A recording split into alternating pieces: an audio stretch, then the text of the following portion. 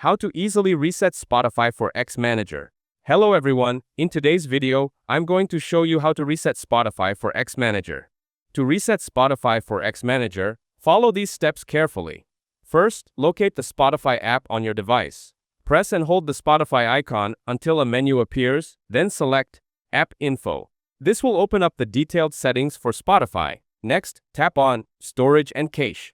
Inside this menu, you will see two options. Start by selecting Clear Cache. This removes any temporary files or data that might be causing glitches or performance issues. Once that's done, go back and choose Clear Storage. Be aware that this step completely wipes the app's data, that includes saved files, preferences, and your login details. Essentially, it is like putting Spotify back into its original state when you first installed it. Now that the storage is cleared, return to your home screen. Press and hold the Spotify app again, and this time tap on the bin icon to uninstall the app entirely. After uninstalling, open your device's Files app and navigate to internal storage. From here, go to the Android folder, then open the Data option. In this section, scroll through and find any leftover Spotify-related data. Delete these folders to ensure a full reset.